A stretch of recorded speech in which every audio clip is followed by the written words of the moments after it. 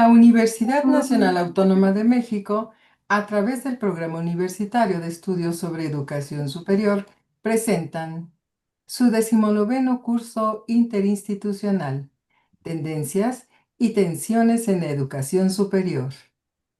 Esta sesión será coordinada y moderada por el maestro Jorge Martínez Stack. Bienvenido, maestro. Comenzamos. Antes de dar inicio a la sesión formalmente en términos académicos, me gustaría dar un par de avisos parroquiales. No sé si me puedes ayudar, Dora, diciendo, dos de nuestros responsables de sede se han tenido que despedir porque, bueno, qué bueno que se despiden porque mejoran en su situación laboral.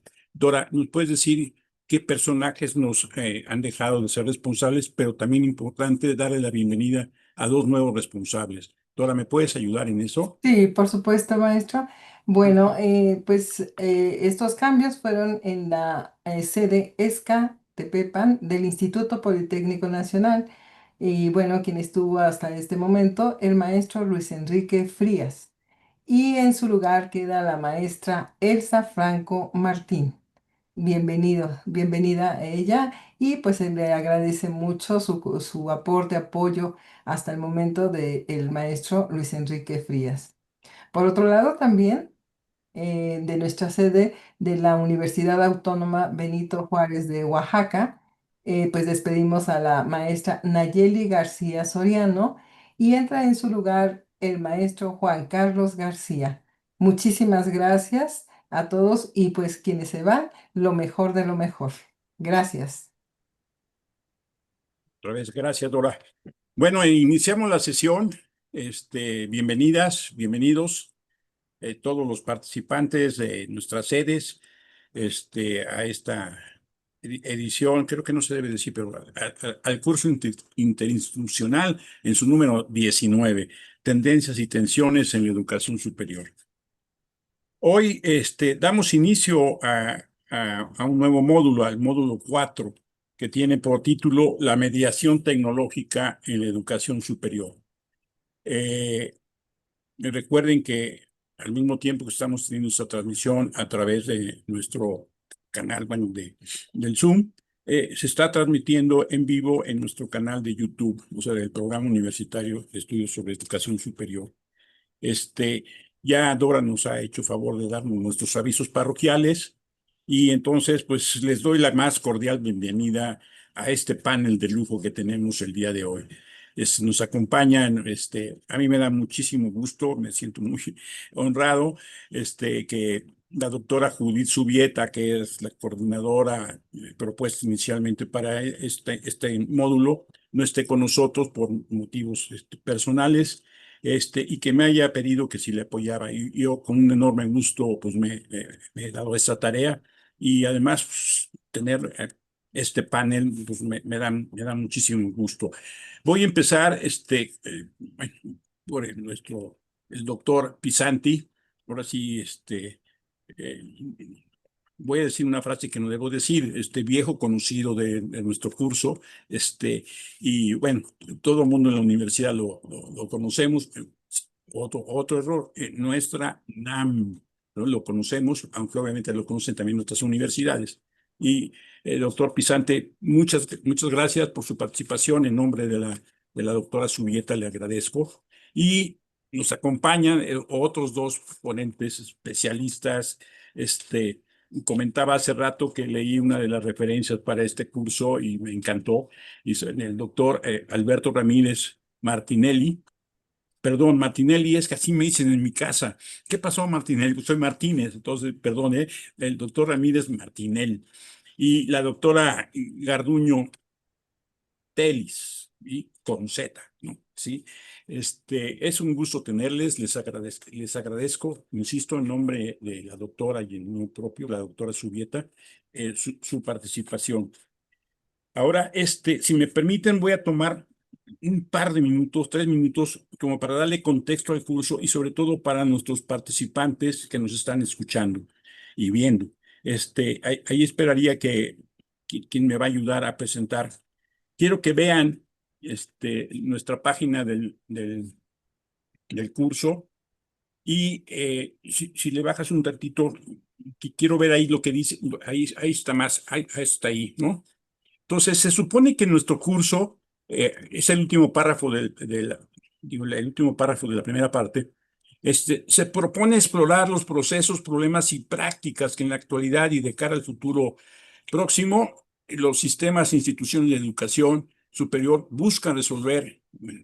Ahí faltó un problema ahí de redacción. Buscan resolver la problemática que se ha planteado mediante el diseño de respuestas y soluciones.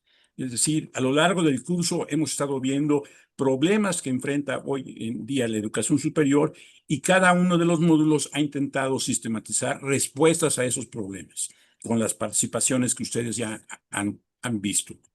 En general, lo que se persigue con el curso, hay cuatro grandes objetivos. Por favor, repásenlo y ténganlos presentes. Ahora que me estaba acordando la semana pasada que fue el homenaje póstumo al doctor Humberto Muñoz, las discusiones que yo tenía con el doctor Humberto Muñoz acerca de cómo a través de un medio como este, en un curso como este, podemos hacer que los estudiantes realmente aprendan lo que busca el curso, ¿sí? Y una de las estrategias que planteábamos con el doctor Humberto Muñoz era hacer que ustedes se hagan preguntas sobre lo que están ustedes observando, viendo, y especialmente háganse problemas y cuando puedan, a través de sus responsables, plantéenselo a los ponentes, ¿sí? Es decir, una forma de participar en un curso tan grande, que no se puede que sea personalmente, que sean ustedes sus propios promotores del aprendizaje. ¿Cómo? Haciéndose preguntas. Y ahí están los objetivos.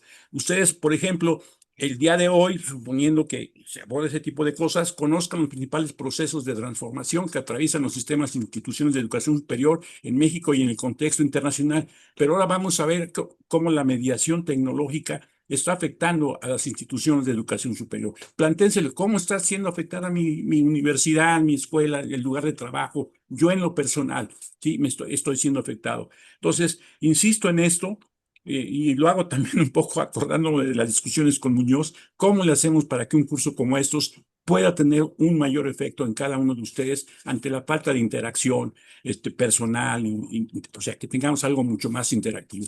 Que para el próximo curso, el año que entra, vamos a probar unas nuevas tecnologías sobre eso. Pero incluso hoy vamos a ver quizá algunos antecedentes de eso. Cuau, si le pasas al programa. Ujú. Y hoy empezamos un nuevo módulo, ¿sí? Y se llama la mediación tecnológica en la educación superior. De entrada, yo traía aquí un escrito que me preparé precisamente ayudado por unas consultas que hice al ChatGPT sobre, o sea, ¿qué significa mediación tecnológica en la educación superior? ¿Qué preguntas me debo hacer? No las voy a leer para ya no quitarle tiempo a nuestros invitados, pero háganse la pregunta, ¿qué significa eso, la mediación tecnológica en la educación superior? ¿Qué es mediación? ¿Por qué tecnológica? ¿Nos está afectando eso? Pues, ese es un poco por problematizar el módulo en general. Y tenemos cuatro grandes sesiones. Hoy, la de nuevos modelos y marcos de referencia para la educación a distancia. La próxima semana, transformación digital e innovación pedagógica. Y las otras dos sesiones las coordinará la doctora Subieta. Ventajas y riesgos de la inteligencia artificial, que me encantará estar ahí presente porque estamos cada vez más involucrados en esto. Incluso les decía, hice mis notas apoyándome en ChatGPT y creo que, en fin, podemos ver esos riesgos. Y termina con una pregunta que a lo mejor surge el día de hoy. ¿Esto nos está sirviendo para democratizar el acceso a la universidad o nos está sirviendo para seguir segmentando, diferenciando, discriminando a bueno, el sector y se debe aprovechar de la enseñanza en las universidades? Eh, si me presenta la sesión 9, por favor, Marco, que es nuestra sesión del día de hoy. Ya están nuestros ponentes, ¿sí? Los presento de nuevo. El doctor Pisanti Baruch, de la Facultad de Psicología, de Química, aquí en la UNAM. La doctora Elvia Garduño Telis, de la Universidad Autónoma de Guerrero, y el doctor Alberto Ramírez Martinelli, de la Universidad Veracruzana, Entonces, la presentación correrá a cargo del doctor Pisanti, tendrá hasta 40 minutos. Después, la doctora Garduño y el doctor Ramírez harán los comentarios pertinentes, cada uno de ellos hasta 20 minutos. Y antes de las 7, la idea sería abrir una discusión entre ustedes acerca de lo que acaban de presentar. Terminamos y después en la siguiente hora vendrán las preguntas de las sedes. ¿Sí? Entonces, si les parece. Ahora, recuerden que ustedes ya debieron haber leído el material que nos proporcionaron los ponentes del día de hoy, nuestros invitados. Ahí están las referencias. Recuerden que si la aprietan ahí, tienen el acceso a la referencia. En fin, ahí está. Entonces, dado este contexto, insisto, si ustedes le oprimen ahí el nombre del doctor Alejandro Pisanti, podrán ir a su semblanza y pueden conocer, ahí está, ¿sí? Pueden leerla para no me tardaría mucho presentándolos, porque tienen muchas cosas que decirles de su currículum, pero ustedes los pueden consultar directamente ahí, ¿sí? Entonces, pues sin más, si les parece a nuestros invitados, insisto, muchísimas gracias, es un honor tenerlos aquí en nuestro curso. Nos viste muy bien el curso. Gran parte de la calidad de nuestro curso depende de la calidad de nuestros ponentes. Muchísimas gracias. Y sin más, pues entremos en materia. Doctor Pisanti, muchísimas gracias y adelante. Muchísimas gracias, querido Jorge. Tengo recuerdos de tu voz desde hace más años de los que a ninguno de los dos le conviene, y de tu participación y aportación, contenidos de altísima calidad.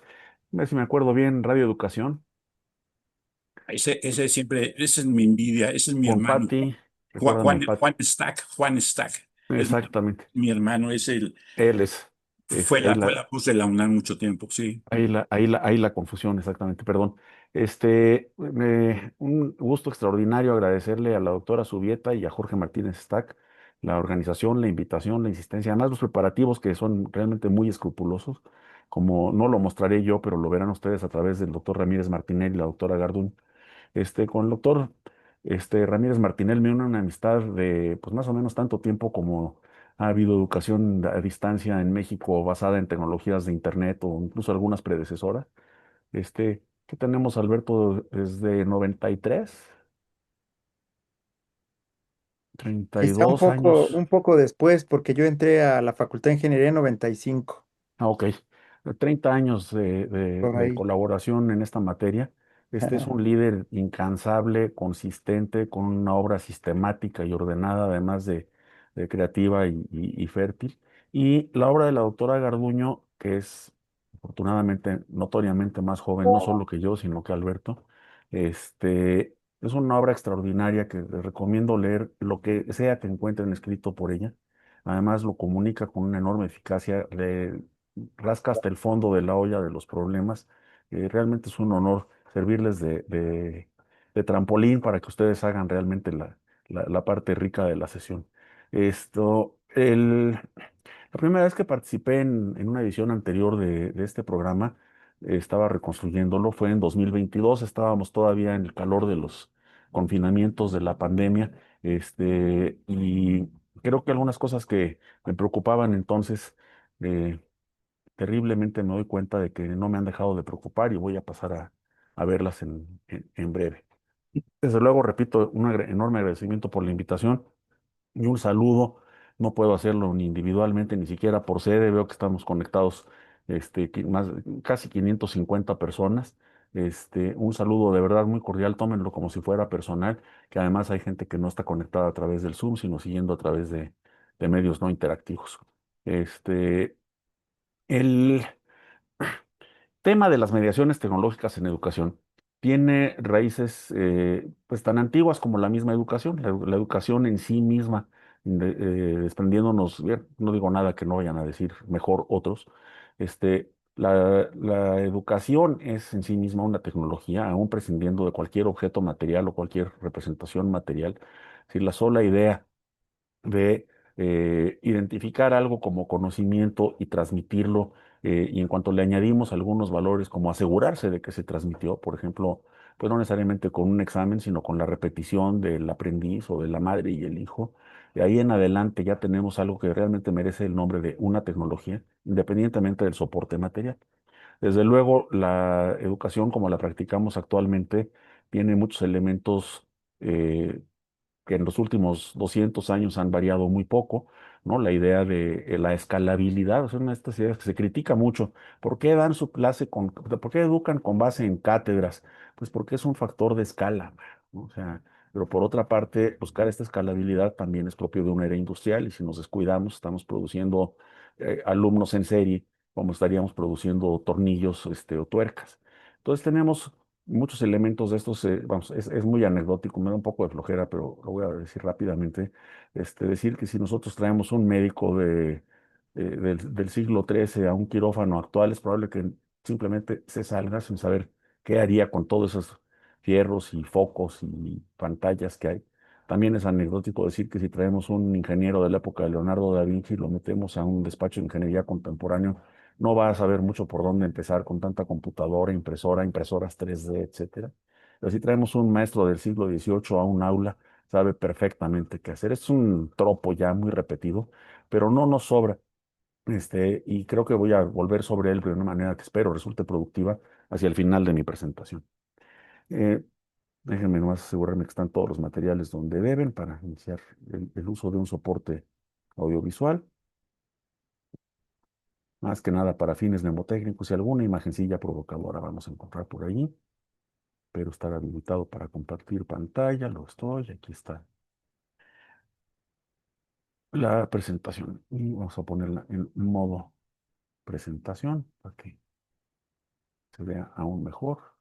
Voy a reducir el contenido informativo de la pantalla. Vamos a hacerlo como debe de ser, que es pin. Estas cosas, a veces me parecen un poco irritantes estar viendo cómo se mueve el cursor de aquí para allá en la pantalla, pero cuando uno da una clase en el pizarrón, que sigue siendo nuestra gran referencia, este, también nos llevamos unos minutos en borrar pizarrones, acomodar figuras, más si se utiliza algún objeto, entonces tampoco es, algo sin precedente. Voy a tratar de referirme a algunos marcos de referencia útiles en educación y tecnología, vistos desde la huella de Internet. Pero antes de entrar en materia, voy a mi preocupación de 2022, que no ha dejado, más estoy aterrado de que en muchos sentidos sigue vigente. Más o menos en este año de 2020-2021, ocurrió aquí en la Ciudad de México un fenómeno muy interesante. Había una casa que estaba ubicada en uno de estos cerritos. Estos, quienes no conocen la Ciudad de México, son la zona poniente de la Ciudad de México. La Ciudad de México, como ustedes saben, es un valle bastante marcado, con un fondo plano de unos 20 kilómetros de extensión y una extensión total que excede los 60.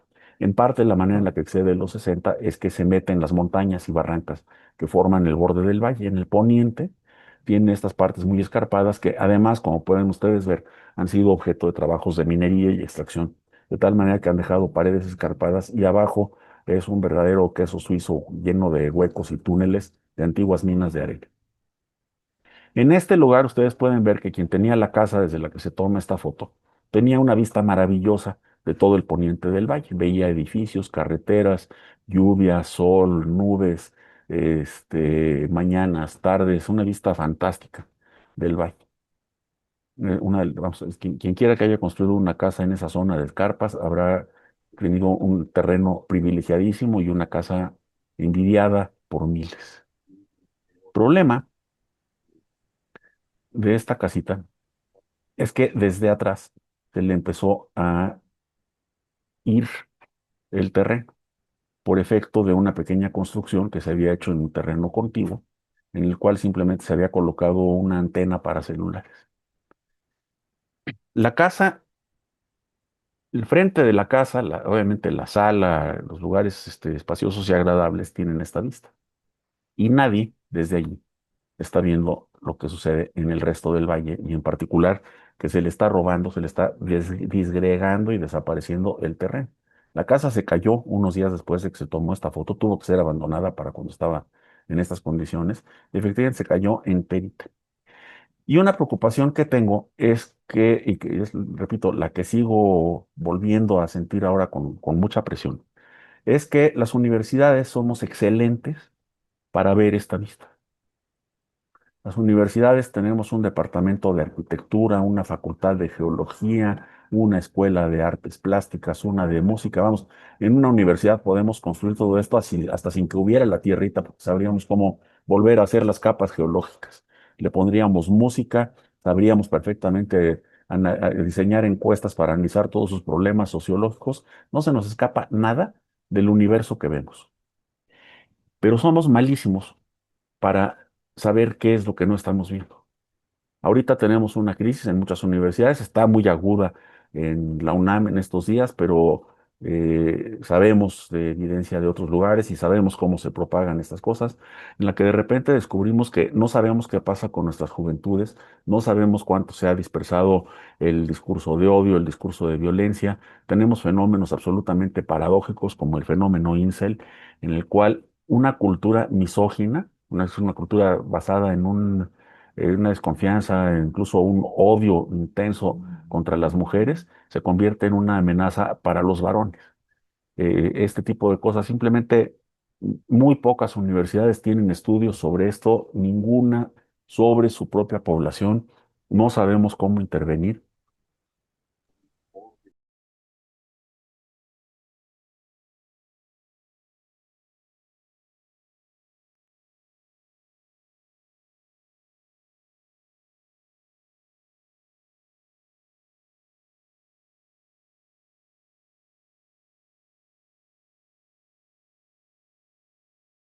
Entonces, repito, somos muy malos para enterarnos de de aquello que no está en nuestro campo de visión.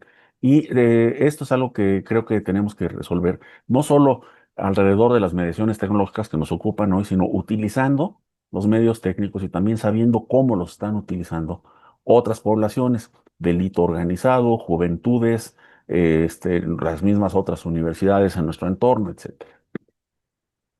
No sabemos si estamos haciendo las preguntas correctas, no sabemos cuáles son las incógnitas desconocidas, como decía Rumsfeld hace 20 años, de los unknown unknowns, o sea, sabemos cuáles son incógnitas de las que no sabemos el valor, es decir, sabemos preguntarnos por ciertas cosas, pero hay cosas que simplemente nos van a sorprender.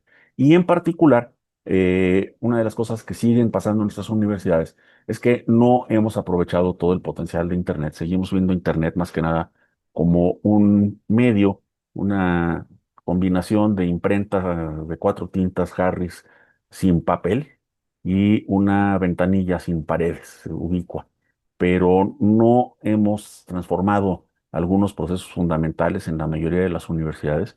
Y esto no solamente tiene que ver con irnos a distancia, que no es necesariamente una obligación. La educación presencial tiene valores insustituibles, como vamos a ver un poco más adelante, o muy difíciles de sustituir, pero no hemos incorporado todos los aprendizajes de 30 años de educación en tecnologías basadas en redes electrónicas, que podrían ser aprovechados para la educación presencial. Pues, voy a empezar entonces con una descripción muy rápida de qué es Internet, visto en un nivel intermedio entre la visión ingenieril que nos va a empezar a decir que los paquetes, que el protocolo TCP/IP, que los encabezados, que la codificación a 32 bits, etcétera. No vamos a detenernos allí, pero también no en la visión puramente social como medio de comunicación, que además tiende a basarse ya en productos que corren sobre plataformas que a su vez dependen de Internet, como las redes sociales o los medios para la educación a distancia. Recordamos que Internet tiene una arquitectura de capas que se basa en una conmutación por paquetes y el enrutamiento de estos paquetes. Arquitectura de capas quiere decir que las funciones de comunicación en la red se articulan de una manera modular, pero de tal manera que cada módulo depende íntegramente de otro y es independiente tanto de aquel del que depende como de los que dependen de él para su funcionamiento interno. Hay una capa física, que quiere decir que hay que tener fibra óptica, señales de radio, cables de cobre, una capa de codificación de señales en eso, formación de paquetes y la arquitectura propiamente de Internet, a lo que se dedica nada más es a, una vez que alguien se ha ocupado de dividir la información que se quiere transmitir en la red en paquetes, asegurarse de que lleguen a su destino, que estén debidamente enrutados. Esa es, digamos, la parte subyacente a Internet. Todo lo demás, las aplicaciones, la banca por internet, las páginas web, el correo, etcétera, son aplicaciones. Existen en una capa superior que se conoce como capa de aplicación. Una de las ventajas de este modelo es que en cada capa trabajan especialistas completamente diferentes, no necesitan estar todos en todo. Entonces, por ejemplo, la capa física es materia de los ingenieros en telecomunicaciones y su gobernanza también es materia de la regulación de telecomunicaciones. En algunos países se buscan mercados competitivos, hay un fuerte combate a los monopolios, en otros hay mercados privados, pero no son tan libres, se permite o sea, incluso se favorece la existencia de monopolios. En otros son los estados los que controlan ese modelo. Cada país se da el suyo, pero corresponde a la capa de telecomunicación. Y en la capa de aplicación, para ponerlo de una manera sobresimplificada, trabajan diseñadores de web, programadores, etcétera, o la gente que sabe hacer los algoritmos que se encargan de que la película de Netflix que termino de ver me proponga inmediatamente otra, o que en las tiendas de comercio electrónico me propongan algo que inevitablemente voy a comprar. Todo eso está en las capas superiores o incluso en la orilla afuera del. El, una cosa que se suele omitir es que la principal prioridad en Internet no es la interoperabilidad, si bien es una de sus principales características. En entrevistas que he podido tener a lo largo de los años, y haciendo además una amistad con los fundadores, los creadores de la tecnología, como Vinton Cerf y Steve Crocker, hemos podido reconstruir que ellos en su mandato hace 50 años ya tenían hacer una red que soportara muchas interrupciones. Tenían el encargo de hacer una tecnología para redes de transmisión de paquetes a través de enlaces de radio que son notoriamente frágiles e inestables. Y crearon la filosofía del mejor esfuerzo. Te voy a dar lo mejor que pueda dar la red con un esfuerzo limitado. No te voy a prometer 4 9, no te voy a prometer 99.99% de confiabilidad, sino que te voy a hacer una tecnología que es la mejor que se puede con los recursos que hay. Y tú aumentas los recursos para aumentar la confiabilidad. Esta filosofía básica se traduce, por ejemplo, en que a la hora de un temblor o a la hora de un partido de fútbol, las llamadas telefónicas se vuelven imposibles, pero los mensajes que pasan a través de Internet, incluidos los de WhatsApp, mal que bien van pasando porque siempre se van a lo mejor que permite la energía o la capacidad de la red disponible. La interoperabilidad, desde luego, es fundamental para Internet y es algo que debemos tener en mente siempre que diseñamos educación a distancia, asegurarnos de que todo lo que hacemos no esté casado con una tecnología en particular, con un equipo en particular, con una marca en particular. Aquí Alberto recordará probablemente los primeros años que hacíamos videoconferencia, por ejemplo, tenías que casarte con una marca, aunque nominalmente existía un estándar H.323, los rendimientos a nivel del estándar eran muy bajos y los equipos de marcas como Vitel y PictureTel eran así como iglesias separadas, ¿no? Eso se terminó cuando empezamos a poder utilizar Internet, a tener video interactivo por Internet. La apertura es otro principio fundamental que se suele olvidar, es uno de los que más dramáticamente se olvidan al hacer Internet en las universidades, que es que tenemos que estar abiertos a todo equipo, todo protocolo. Los límites tienen que ser solamente no romper la red, no saturarla, no cortar un enlace o no volver impasable el tráfico por congestión y el cumplimiento de los estándares. Y desde luego las leyes que tienen que ver con protección de datos, pero eso se va a aplicar en la capa superior.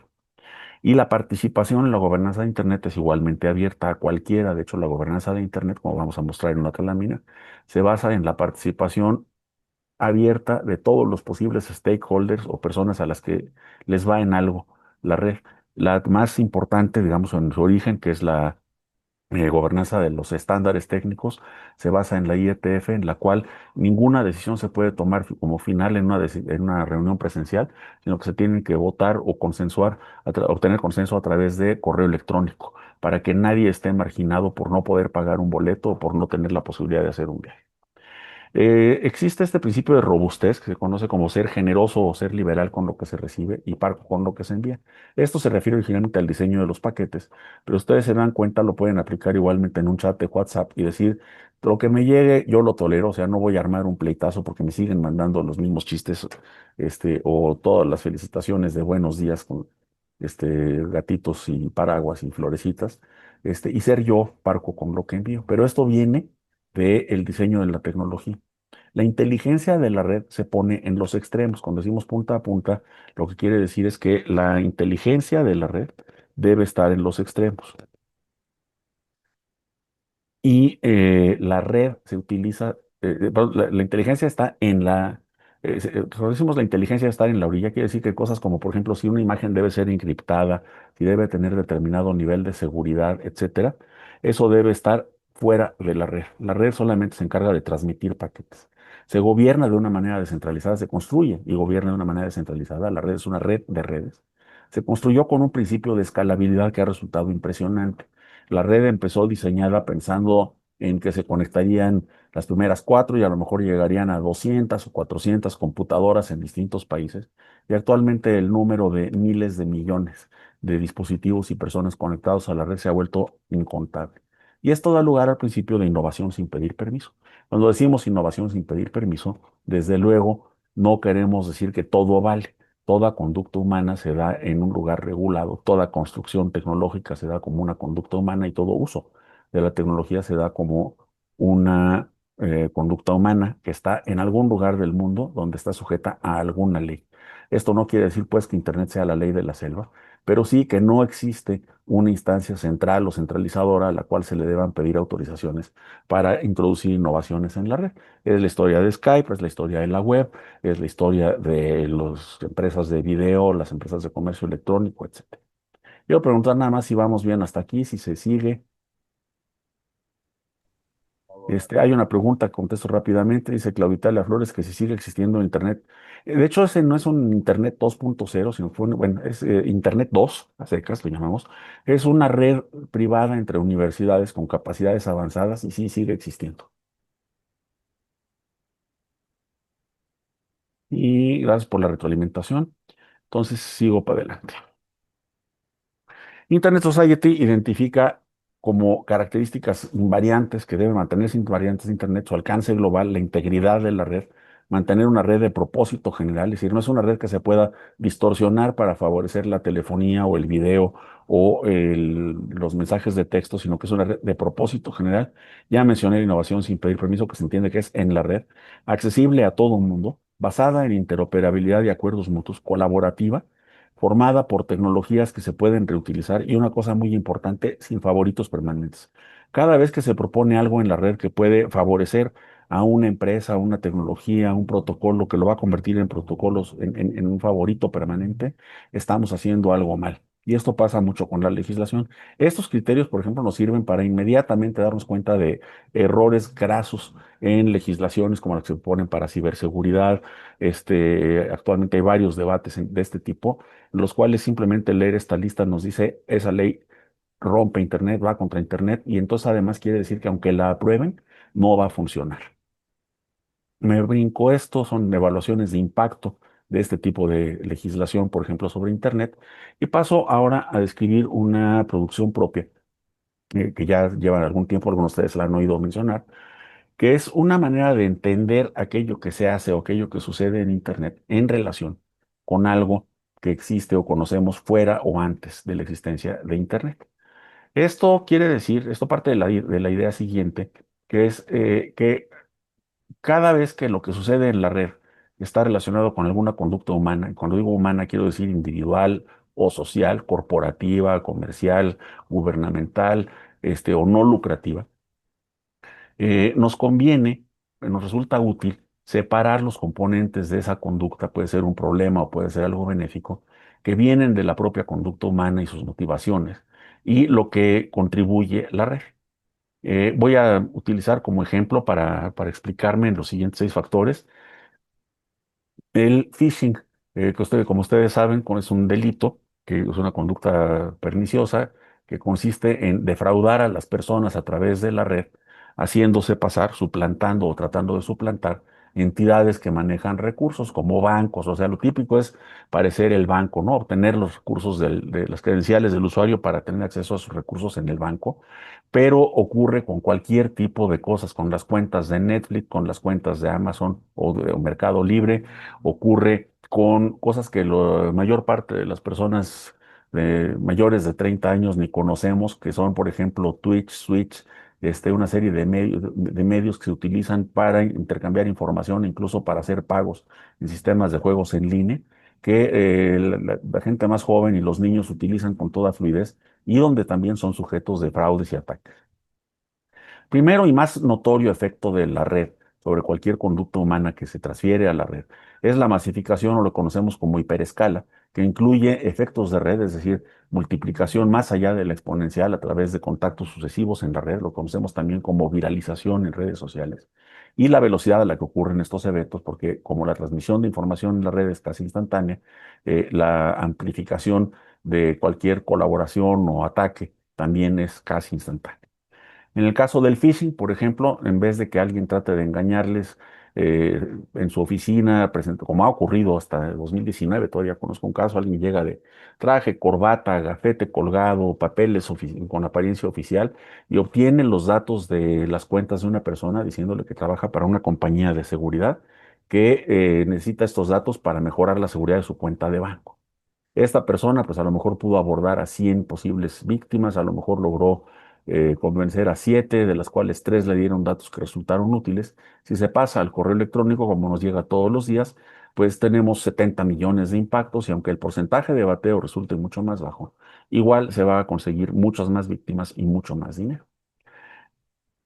Esta masificación puede ser descrita como un efecto negativo, como lo acabo de hacer en el caso del phishing, en el caso de los delitos cibernéticos, pero también es un efecto positivo en la organización de la sociedad, en la transmisión del conocimiento, en el debate público, etcétera. Ninguno de estos factores, en otras palabras, es ni bueno ni malo por sí solo, simplemente son factores que debemos tomar en cuenta.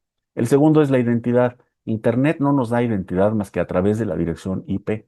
La dirección MAC es una dirección que está en la capa inferior y tampoco es una dirección muy firme, una identidad muy firme, porque ninguna de las dos identifica a una persona, identifica a un recurso en la red, ni siquiera necesariamente identifica a una computadora, sino a un puerto. Son fáciles de falsificar, son fáciles de manipular y aunque identifiquen a una computadora o un teléfono que es propiedad de una persona, sigue sin poder asegurar que una acción negativa o positiva fue realizada por la persona nada más por tener esa dirección IP. Pudo haber sido, por ejemplo, un intruso que se apoderó de la computadora informáticamente a través de la red y entonces seguimos sin una buena prueba de identidad. Esto da lugar a grandes usos del anonimato en la red, negativos en el caso del delito cibernético, positivos en cosas como la transmisión de información a sociedades represivas, como la transmisión de denuncias anónimas en sindicatos, en regímenes dictatoriales o en culturas que, por ejemplo, por su estructura religiosa, no permiten la difusión de información educativa tan importante como la conducta sexual y reproductiva, bueno, ni siquiera la conducta, sino las, eh, las características sexuales y reproductivas, anatómicas y fisiológicas de las personas, que son consideradas pensamientos impuros y pueden causar hasta la muerte. El hacer estas cosas de manera anónima nos va protegiendo de esas consecuencias. Cruzar fronteras. Internet es una red que se concibió sin ningún respeto, sin ninguna consideración de las fronteras. Las direcciones IP no tienen fronteras, tienen una clasificación jerárquica, tienen un orden que se puede asignar más aproximadamente a fronteras, pero no es estricto ni riguroso.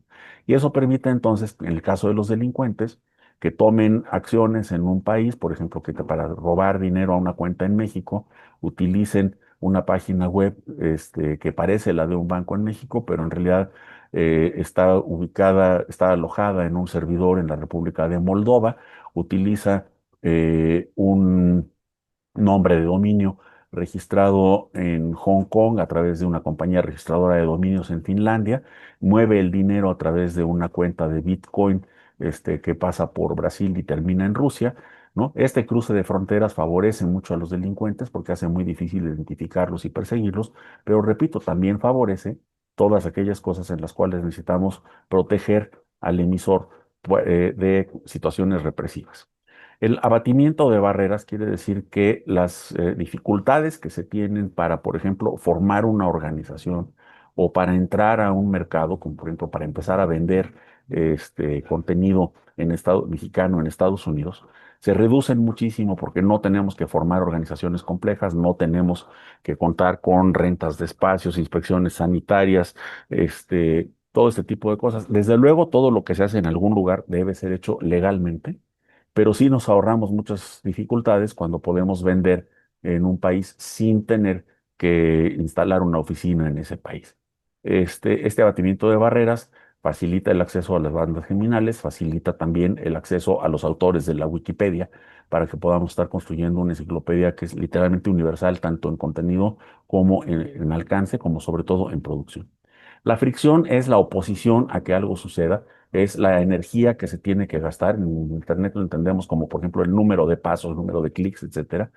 Nos encanta en Internet que le demos un simple clic a algo y suceda que leemos un libro, que interactuamos en una conversación, que vemos una película, pero a los hackers, a los phishers, perdón, también les encanta que con un solo clic podemos entregarles todo nuestro patrimonio. Este es uno de los puntos de intervención más importantes en la prevención del delito cibernético. Y finalmente, los efectos de memoria y de olvido. Internet más la tecnología digital preexistente nos ha permitido crear acervos de memoria insoñables antes de 1990. Tenemos a nuestro alcance los diarios de debates de todas las legislaturas del mundo que alguna vez se ocuparon de digitalizarlas. Los criminales tienen, desde luego, si logran acceder a ello, acervos extraordinarios de cuentas, passwords, etcétera. Y también tenemos el riesgo de que grandes segmentos de esa memoria se pierdan porque sean borrados, porque alguien no los transforme de un formato de software, por ejemplo, de WordPerfect 5 a Word a secas o a PDFs o a un software libre y que dejemos de poderlos leer o que queden encriptados, cifrados en una con una tecnología a la que ya no tenemos acceso para descifrarlos. Estos son estos 6 factores.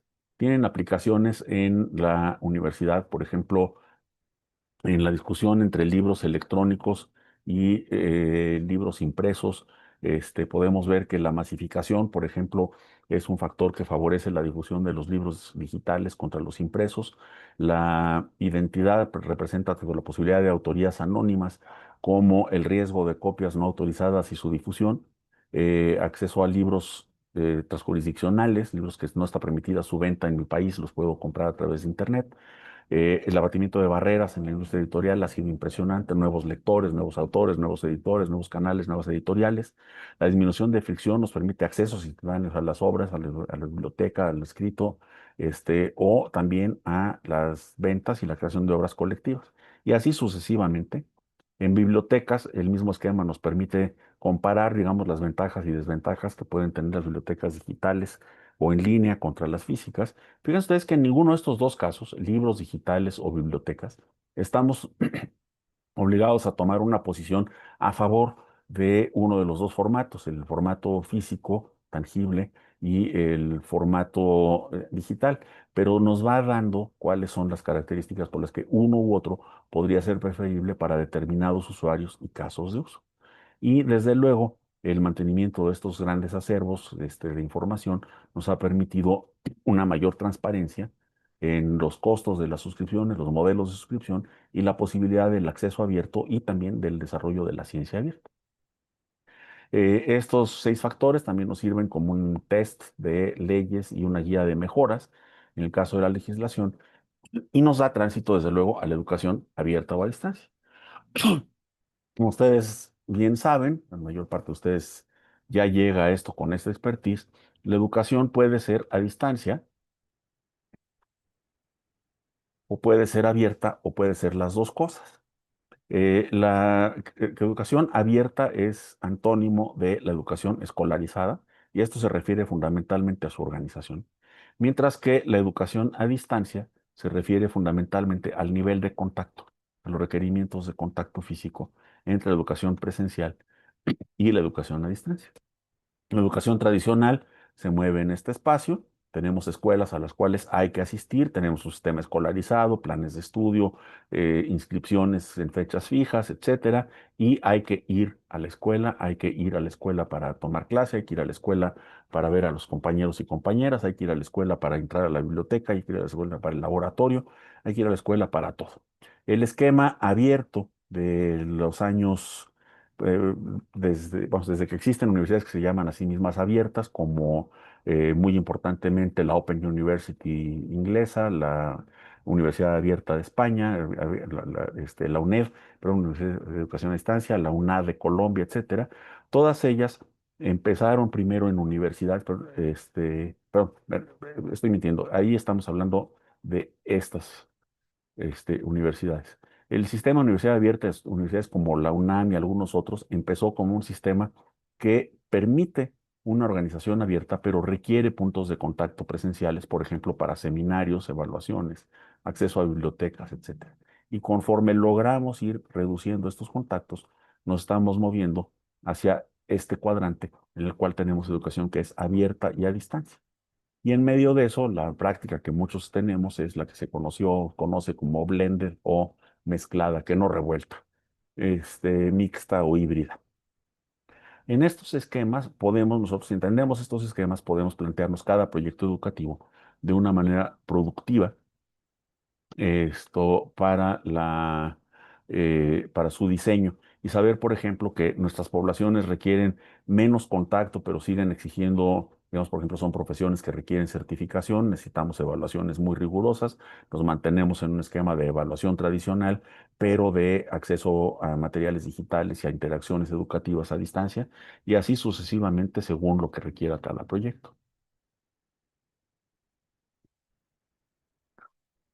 Me brinco esta, que son espacios de aprendizaje, que tienen que ver con, digamos, más o menos cercanía.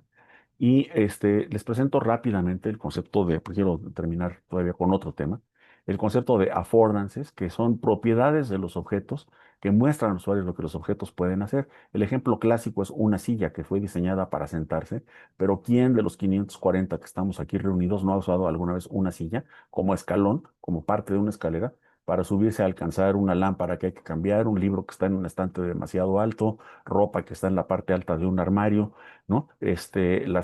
Misma forma de la silla y su solidez, su estabilidad nos sugiere utilizarla como un medio para hacer otra cosa.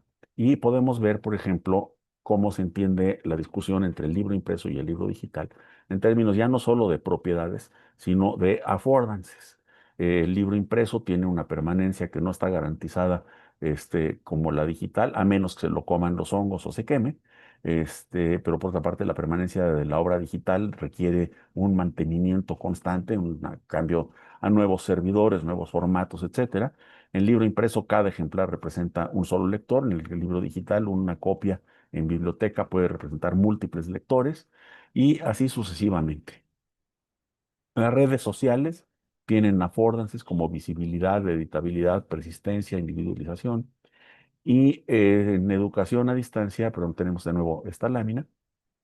En educación a distancia podemos comparar, digamos, tanto las características como aquello que se nos sugiere que podemos mejorar o hacer, como la convivencia física en la escuela y su sustituto por una educación síncrona más la asíncrona que podemos tener a distancia. Los intercambios informales son más fáciles en la escuela presencial hasta que no diseñamos los espacios en línea. Pero, por ejemplo, nuestros pizarrones, quienes damos clases que tienen matemáticas o física, gráficos, etcétera, nuestros dibujos y nuestros garabatos en los pizarrones son horribles, mientras que si utilizamos material como el que ustedes están viendo ahorita, pues la letra está completa. Si tuviera gráficas estarían, bueno, como ya lo utilicé, los ejes salen con líneas rectas, etcétera, y así sucesivamente. Y paso finalmente, casi finalmente, al esquema que se conoce como Actions y Sections, que es un esquema para la selección de tecnologías diseñado por Tony Bates, un gran gurú de la educación a distancia. Empezó en la Open University, actualmente está en Columbia Británica, aunque ya anda pisando los 80 o por ahí, sigue siendo una persona muy activa, que nos pide que nos fijemos en las siguientes características para diseñar un proyecto de educación a distancia. De lo que habla es de la selección de medios, pero es mucho más amplio para el diseño. Su alcance es mucho más amplio. Tenemos que fijarnos en nuestros estudiantes, quiénes son, dónde están, qué facilidad de uso tiene el medio que vamos a utilizar, cuál es la estructura de costos y de gasto en tiempo o energía que requiere el medio que vamos a utilizar. Y esto hay que analizarlo dos veces, una para el emisor y otra para el receptor. Por ejemplo, si tenemos un proyecto educativo que se dirige a una población de muy escasos recursos, es deseable utilizar un medio al cual ya tenga acceso sin costo marginal o con un costo marginal mínimo, como sería la televisión. Mientras que si requerimos una educación interactiva de alta calidad que tiene una exigencia muy importante de redes, eso también por este lado, pero networking se refiere aquí también a a las interacciones entre humanos y la interactividad de distintos tipos, incluyendo la tecnológica, bueno, en esos casos estaríamos pidiéndole a la población, o por ejemplo, tendremos que, digamos, en un proyecto de educación pública, asegurarnos de que existan telecentros, cibercafés, o que le podamos proporcionar, como se hizo especialmente durante el periodo de la pandemia, proporcionarle a los estudiantes un apoyo económico para que paguen las conexiones de red y proveerles equipos como, por ejemplo, tabletas o computadoras. El centro de todo el diseño está en los aprendizajes que se quiere transmitir, o que se quieren producir en el proyecto, ni siquiera transmitir. El teaching, la T, se refiere, es nada más por mnemotecnia, es teaching and learning, es tanto de enseñanza como aprendizaje, y se refiere tanto al uso de las eh, características de los medios como especialmente a las estrategias educativas. Tenemos todo el asunto de eh, organización. Antes de empezar un proyecto a distancia, hay que preguntarnos, por ejemplo, si requiere inscripciones previas, si nos van a pedir certificados, si los certificados tienen validez legal, entonces qué nivel de autenticación debemos proveer. Y progresivamente, a la vuelta de los años, Bates le fue añadiendo este factor de seguridad y privacidad. Debemos tomar en cuenta la intimidad de los alumnos, por ejemplo, asegurarnos de que hay su consentimiento antes de grabar una sesión, asegurarnos de que lo que se diga y grabe en la sesión respete la privacidad y el derecho a la imagen de nuestros estudiantes, etcétera. Esta sesión, de hecho, cuenta ya con un diseño muy maduro con base en todos estos factores, aunque quizás no todos hayan sido explícitos.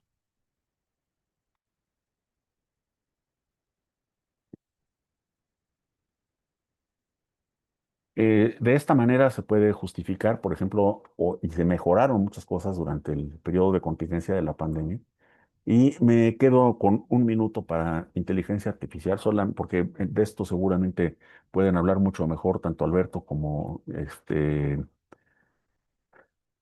perdón,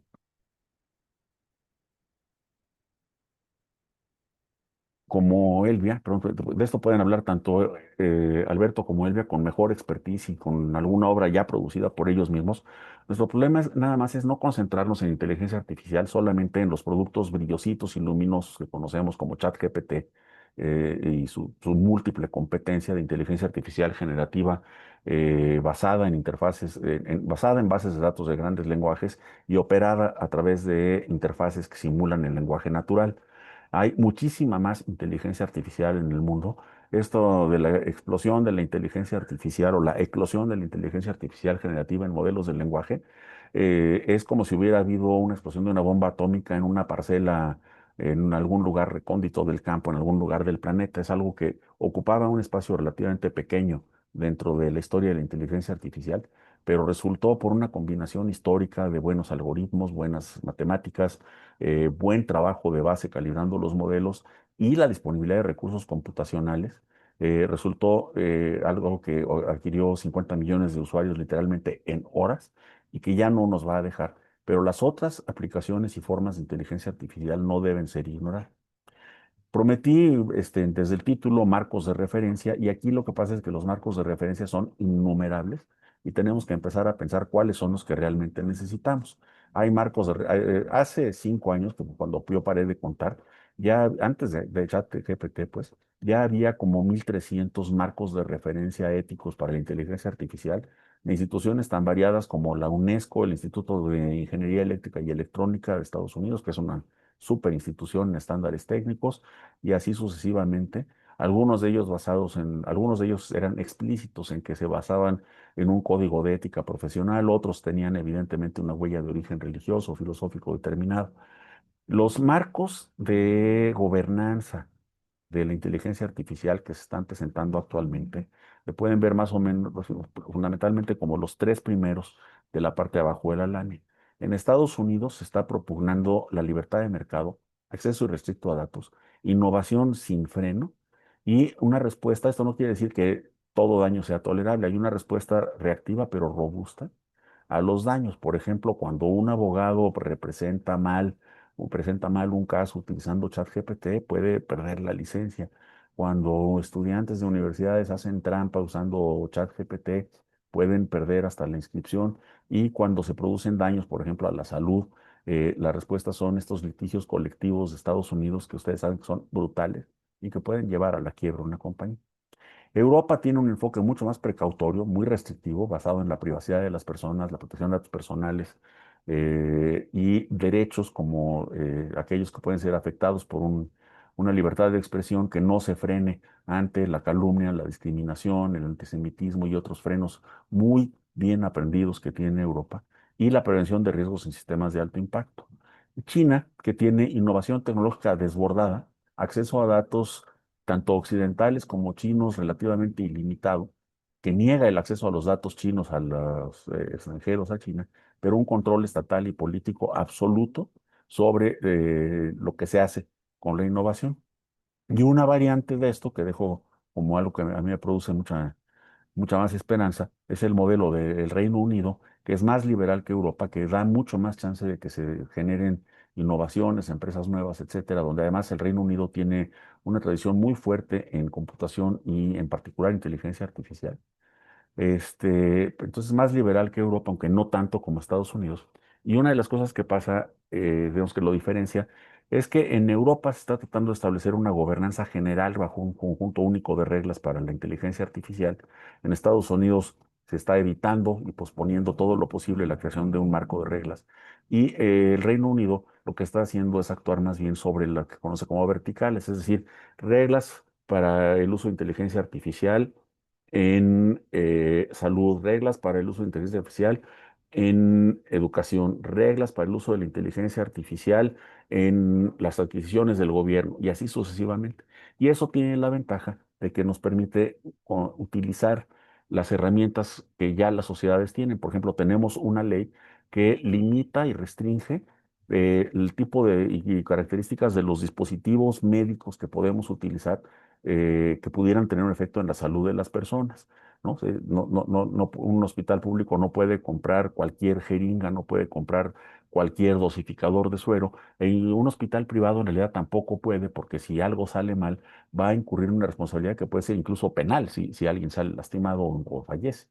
Entonces, utilizar estas herramientas y extenderlas a la inteligencia artificial parece una ruta prometedora en lo que logramos que el cambio tan rápido que se está dando sea absorbido por la sociedad y dé tiempo al derecho. El derecho es una herramienta muy lenta, le dé tiempo al derecho de llegar a este punto.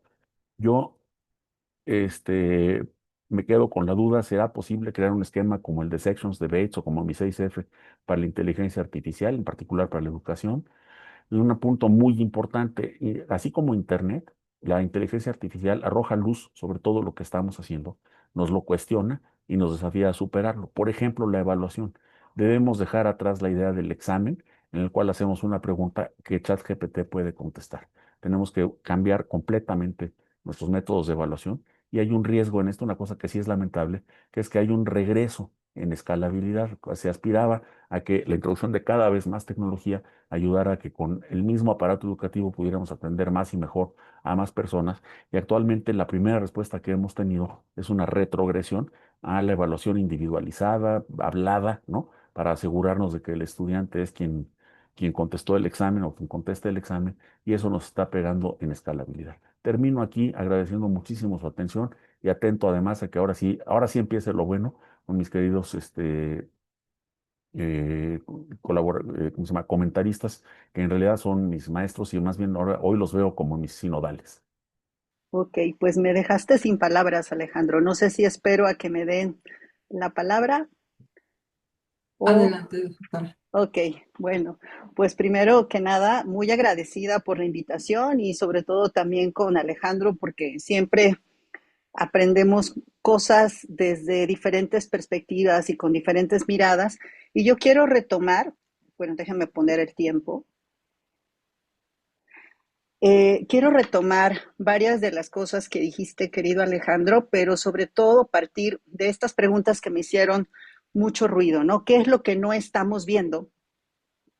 Y me parece que esta parte de qué es lo que no estamos viendo desde el punto de vista que yo trabajo, que es el aspecto psicotecnopedagógico, me parece que no estamos quizá replanteando las preguntas que le dan la base a las propuestas educativas que podemos generar tanto de manera presencial, híbrida, a distancia o abierta. Me parece que estas preguntas de qué enseñar, cómo enseñar, que podemos trasladar también a estos sistemas educativos en cómo educar o para qué educar, tendrían que replantearse en la medida en que, como bien lo dijiste, Alejandro, pues ya no estamos en el siglo XVII, XVIII, donde todavía tenemos estas experiencias áulicas, ¿no? Donde el profesor que se teletransporta, si es posible tener esa visión, ¿no? Se teletransporta a esta aula del siglo XXI, pues no llega a encontrar grandes cambios. Tendríamos que preguntarnos, con todas estas situaciones que se están dando, más que contestar las preguntas, por lo que me comentan aquí en el chat también, me parece que es pertinente formularlas y ver cómo estamos planteando nuestra visión como seres humanos aquí en esta tierra, que cada vez está más plataformizada, más digitalizada y que también sigue, por otro lado y paradójicamente, teniendo grandes brechas, ¿no? O acrecentando todavía las que ya existen. Entonces, yo te propongo que pensemos en esta parte de qué ser humano queremos formar, que sea no solamente el profesional que vamos a formar en la educación superior, en sus diferentes modalidades o con sus diferentes modelos, sino que sea esta persona que va a ejercer dos roles importantes. El primero es el de ciudadanía, y no solamente una ciudadanía territorial, sino que también va a estar involucrado a través de estas posibilidades de conexión en una ciudadanía mundial, ya no solamente digital, sino también una ciudadanía mundial. De hecho, pues la UNESCO retoma este término y también lo plantea. Y yo te propongo que también, bueno, al hablar de propongo no me refiero solamente al doctor Alejandro ni al doctor Alberto, sino hablo así en general para los colegas que también lo vayamos pensando. Yo propongo que veamos también cómo estamos contribuyendo a integrar una cultura dentro de nuestras interacciones con lo digital. No solamente hablar de estos procesos de cultura o transculturación digital, sino cómo esa cultura digital nos está permitiendo vivir mejor, nos está permitiendo convivir mejor y nos está permitiendo también hacer transformaciones de fondo en nuestra forma de ver y entender al mundo. A lo mejor pues es solamente unas cuestiones que me parece que pueden ser una base importante para establecer cuáles son también estas tensiones y estas tendencias que estamos viendo como parte de todo este proceso de digitalización en la que pues varias universidades estamos interpeladas a realizar, pero cuando te encuentras con los contextos donde pues trabajamos varios de nosotros ya dando clases en el salón, recibiendo a estudiantes y viendo también todas estas brechas que hay entre el discurso, la política educativa y lo que efectivamente puedes hacer en un salón o puedes hacer con un grupo de estudiantes, pues pesan mucho. Entonces voy a compartir algunas reflexiones desde mi mirada psicotecnopedagógica, que más que trabalenguas te invito a que pienses que integra pues esta parte de la psicología, pero yo lo trabajo mucho con un enfoque humanista centrado en la persona, como este ser humano que tiene una agencia, que tiene una dignidad y que finalmente también se ve tocado y ha trastocado las tecnologías, ¿no? Con estos sesgos y alucinaciones también que vienen del ser humano.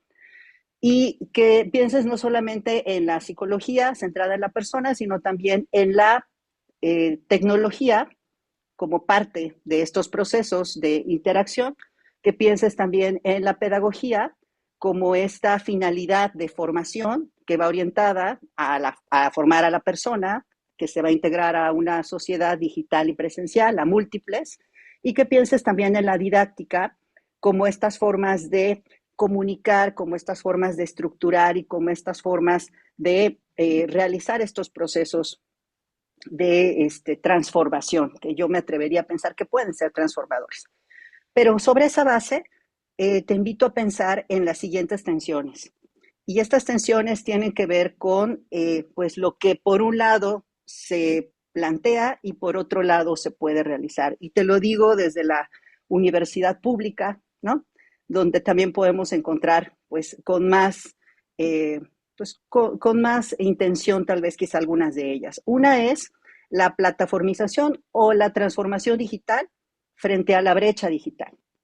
Todavía, y yo lo vivo en mi contexto, tenemos esta situación de ausencias de Internet, aunque estés en la ciudad, aunque estés adentro de una red que forma parte de la escuela, una red institucional, todavía tenemos esas situaciones, pero las brechas digitales no solamente son de acceso, también son de manejo, pero también son paradigmáticas. Y en esta brecha paradigmática me voy a detener porque me parece que es uno de las tensiones más importantes, el cómo estamos entendiendo la transformación digital.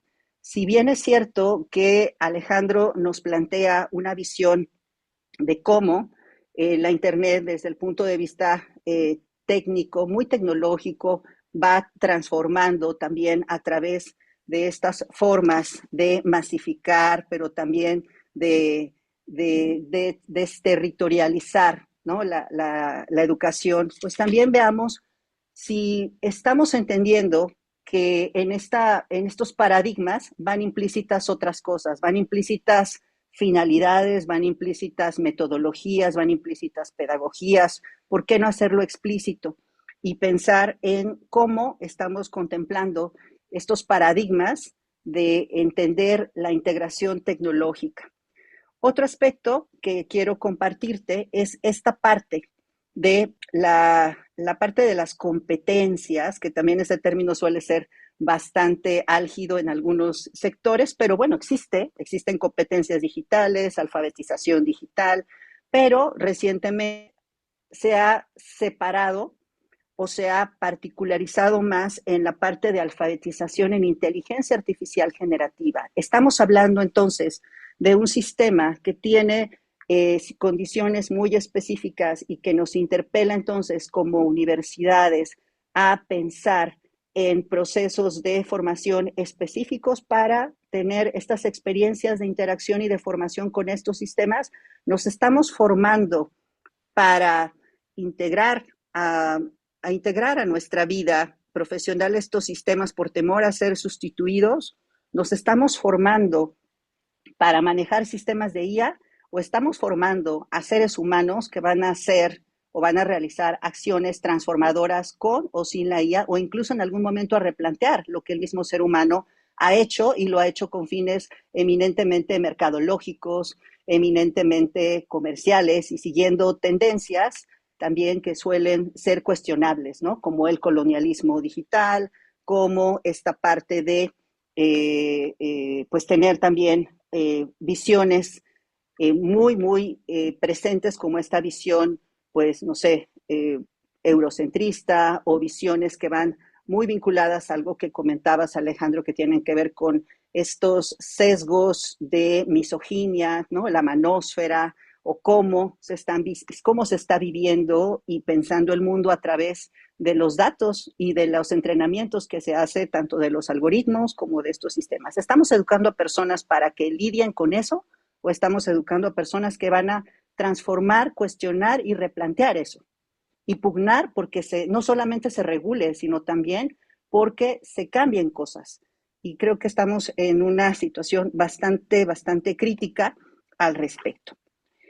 La masividad también nos llama a pensar en estos sistemas y modelos, modalidades de educación abierta a distancia, porque pues permiten precisamente esto que comentabas, ¿no? Esta masificación, esta viralización del conocimiento, pero también de las posibilidades de meter en un salón donde metías a 50 alumnos y ya es mucho presencial, a lo mejor hasta 100, o como ahora que tenemos casi 600. Pero ¿dónde queda esta parte de la personalización que nos promete mucho la IA y que nos compromete también a cómo estamos desafiando el reto de estar formando a personas en un sistema que nos exige cada vez más abrir las posibilidades de integrar a las personas a él, pero también de considerar que la persona pues tiene sus propias necesidades, contextos, intereses, aptitudes, aunque lo estemos formando para una profesión en particular. Entonces, también esta parte de estas modalidades y metodologías que hemos aprendido frente a la crisis y que todavía seguimos soslayando, o que pueden ser también una oportunidad para visualizar otras metodologías. Me voy a referir específicamente al uso de los dispositivos móviles, al aprendizaje móvil que existe, pero que también lo utilizamos mucho durante la pandemia, porque los dispositivos móviles pues son, de hecho, los dispositivos con los que mayormente cuenta nuestra población, pero no estamos trabajando metodologías, no estamos trabajando necesariamente alguna modalidad que involucre específicamente los espacios que varias encuestas están poniendo como los que más se consultan, los que más se trabajan. Por ejemplo, WhatsApp, por ejemplo, Telegram, ¿no? Las propias redes sociales que sí ya tienen una vertiente a lo mejor ya más visibilizada en términos educativos, pero que esto se quedó desde la pandemia y fue como que, qué chido, aparecieron los resultados, pero bueno, sigamos con lo que ya veníamos haciendo, ¿no? Entonces, esta parte de sobrevivir a esa crisis y quizá no aprender del todo de ella, creo que todavía nos sigue moviendo esta parte de a qué le estamos prestando más atención, a las tecnologías, a las metodologías, a las personas que estamos formando, las estamos formando para manejar la tecnología o las estamos transformando para transformar las tecnologías. Entonces, no lo sé, o transformar en nuestro mundo a través de las tecnologías, ¿no? Entonces, esta parte también de las tendencias creo que puede dar pues ciertas luces y esperanzas acerca de lo que también puede visibilizarse en nuestra relación con las tecnologías, ¿no? La cultura de paz, la justicia global aparecen como temas ya no solamente de los objetivos de desarrollo sostenible o de estos planteamientos que se hacen a nivel internacional o nacional para poder guiar un etos, sino que me parece que también tendríamos que retomar, si vamos a establecer la digitalización, si vamos a establecer algún programa de educación a distancia o cualquier tipo de programa educativo, cómo estamos contribuyendo, cómo estamos formando a las personas para trabajar estos planteamientos. Tan simple, la cultura de paz. Todavía tenemos graves problemas de acoso escolar. En mi universidad, por ejemplo, tenemos 50 escuelas preparatorias, tenemos también nivel superior, tenemos posgrado, pero aún así tenemos graves problemas de estudiantes que todavía necesitan una orientación y un acompañamiento para interacciones en línea. Entonces, esta cultura de paz no la estamos formando necesariamente en los entornos digitales y quizá, y a lo mejor me voy a arriesgar mucho con lo que voy a decir, no sé qué tanto lo estamos formando para reconocer que esos dos entornos la construyen y que esta parte de también entender el sentido de justicia global, pues también tiene que ver con las personas que siguen sin acceso a Internet, ¿no? Y que esta parte también de la IA ahora también tiene que ver con las personas que se ha ampliado aún más la brecha para el acceso a la IA. ¿Cómo estamos entendiendo entonces el proceso de integración tecnológica? Si estamos entendiéndolo como una tecnologización de lo humano o si lo estamos entendiendo como una humanización de la tecnología. Yo te invito a que lo reflexionemos y a que lo pensemos en cualquier propuesta educativa, en cualquier profesional. ¿Qué queremos, por ejemplo? ¿Queremos un médico que sepa manejar las últimas tecnologías para hacer una operación a corazón abierto? ¿O queremos un médico que sepa eso, pero que también reconozca el valor de la vida humana, pueda tener la sensibilidad de ser tocado ante una pérdida y poder decirlo a los familiares a los que va a comunicar la noticia y también que tenga esa sensibilidad de autocuidarse? Y esto lo digo porque en las profesiones médicas también, o sea, y esto no lo digo yo, hay noticias, lo pueden verificar, ha incrementado el índice de depresión, de ansiedad, de suicidios, de estudiantes, de estas profesiones que requieren muchísima atención y muchísima atención hacia el cuidado. ¿Qué tanto estamos formando también a los profesionales para que puedan autocuidarse y cuidar a otros? Y no me voy muy lejos. Nuestras profesiones docentes. Estamos inmersos ante muchos desafíos, colegas, y ante muchas peticiones. Hay que formarse en IA, hay que formarse en gestión emocional, porque los chicos, porque los estudiantes también traen diferentes situaciones de crisis, y hay que formarse en la parte pedagógica, en la didáctica, estar al 100 en estos avances en nuestras disciplinas. Pero ¿dónde queda la persona que está formando a otros? ¿Dónde quedas tú? ¿Dónde queda ese sentido humano de autocuidarse para poder estar hacia los demás?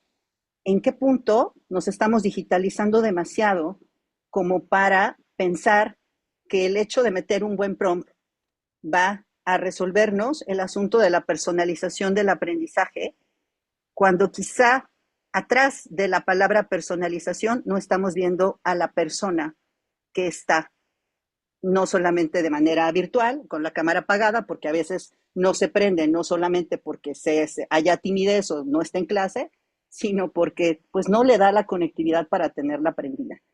Reflexiones que te invito a tomar, y voy cerrando con esta parte, porque sí voy atenta al tiempo. Me parece que sí es muy importante también ver que esta innovación sin pedir permiso que nos comentabas, Alejandro, yo la podría trasladar también a esta innovación sin pedir permiso, dándonos esa oportunidad de trabajar desde nuestras propuestas educativas en cualquier nivel, no solamente en educación superior, pero también desde nuestra visión de la docencia y desde nuestra visión como diseñadores curriculares, instruccionales o cualquier sector o rol educativo que desempeñes. Esto que te acabo de comentar, la humanización de la tecnología más que tecnologizar lo humano, y me parece que sí se puede, porque somos nosotros quienes hemos generado todo esto y también somos nosotros quienes estamos interpelados no solamente a recibirlo y a capacitarnos para manejarlo, sino también a cuestionarlo, a asumir posturas, a invitar a nuestros estudiantes que tal vez no conocían un mundo sin Internet, no conocían un mundo sin toda esta digitalización, a cuestionar si este es el mundo que están destinados a heredar y también a integrar. Te invito a desafiar lo que se dice, ¿no? O sea, hay estudios que demuestran que hay una deuda cognitiva grande, hay estudios que están demostrando que cada vez más estamos generando más dependencia tecnológica. Pues te invito a que precisamente dentro de las metodologías, pues hagamos esta parte como diseñadores o como profesores o el rol que quieras, pues de cuestionar y de invitar también a las personas a eh, pues tener la esperanza de cambiar lo conocido. Y yo creo que con esta parte dejo esta intervención y pues Excelente. agradecida como siempre y cediendo la palabra aquí a mi querido colega Alberto. Gracias por escucharme. Doctor Ramírez, si me permite un momento, sí, muchas gracias, doctora Garduño. Creo que usted ha centrado muy bien un poco el tema de, de, de esta sesión. Y doctor Alejandro Pisanti, muchas gracias por su presentación, que es la que guía gran parte de la conversación. Me sacó la red y entonces no tuve oportunidad de intervenir. Entonces, gracias a Dora, como siempre, que nos salvó y le dio continuidad. Pero algo que me gustó mucho es que ustedes mismos, doctora, le dieron la continuidad y bueno, habla de que no estamos tan dependientes de la tecnología, no dependemos de esos accidentes. Y, y creo que ha tocado una serie de temas en respuesta a la intervención del doctor Pisanti, que a lo mejor podrían servir para después hacernos unas preguntas, en términos de que si la universidad debe seguir siendo la universidad que conocemos, en términos de plantearse los objetivos y si la tecnología nos está cambiando, ¿no? En ese sentido, como institución. Y doctor Ramírez, Pues otra vez, muchas gracias por aceptar la invitación y pues ahora sí que es todo suyo nuestro auditorio, la audiencia, dice. Gracias, Jorge. Bien, yo quisiera entrarle al tema que nos ha presentado Alejandro desde tres perspectivas. Ya iré llegando a ellas, pero inicio con una cuarta que ha traído aquí Jorge a la mesa, que es y que seguramente Elvia lo podría explicar mejor que yo, pero es el tema de la resiliencia y cómo, a pesar de que hay un protocolo donde nos dan la voz, te toca, me toca y levanto la mano y espero a que el moderador me dé la palabra, sí hay también una capacidad de respuesta. Y me parece que con esa idea, de no esperar la intervención del moderador o de una línea que es necesaria, especialmente en los modelos mediados por videoconferencia, pues esto me lleva al tema del día de hoy, que es nuevos modelos y marcos de referencia para la educación a distancia.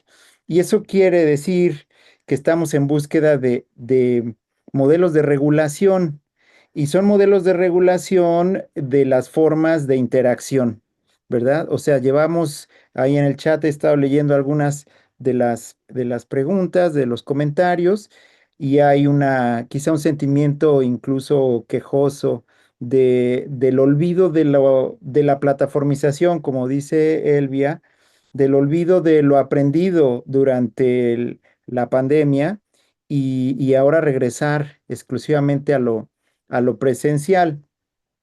Y esto nos lleva otra vez ahí al 2020, ¿no? Es un viaje al pasado en el que recordarán cómo quisimos atender problemas propios de otro contexto, en este caso de la educación mediada por tecnología, en algunos casos por emergencia, ¿verdad? O podríamos llamarla así, una migración digital forzada, donde no todos teníamos la misma visión o acceso a la tecnología o saberes digitales para poder responder de la misma forma.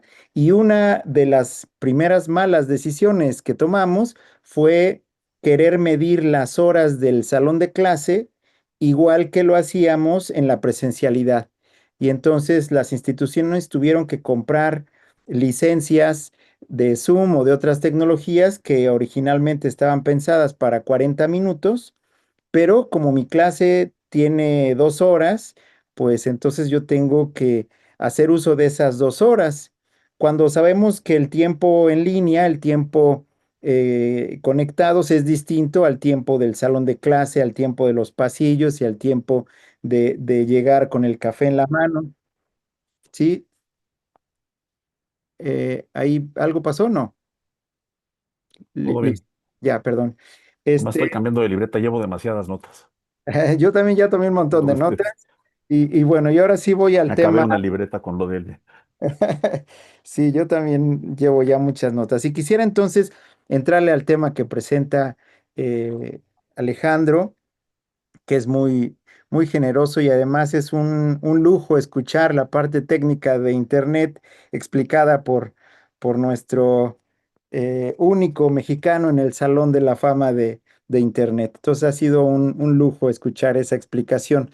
Y yo quisiera entonces centrarle por tres temas que ha mencionado Alejandro: las brechas, la regulación, que ya he empezado un poco, y la noción de affordance.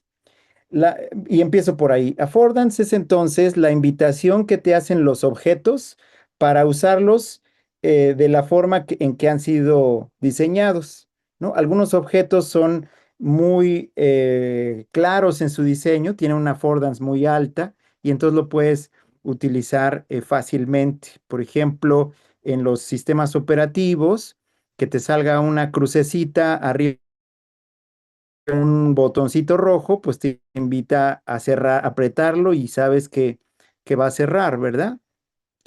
Una barra de un scroll down o un scroll para los lados, pues te invita a deslizarlo. Pero usando esa misma noción para el tema de la educación, me parece que los affordances que nos invitan en las plataformas de redes sociales, en las plataformas ociosas de Internet, usadas para la educación a distancia, que dicho sea de paso, la coordinación de Universidad Abierta y Evaluación de la universidad, la CUAED, ha cambiado la última D de educación a distancia por educación digital.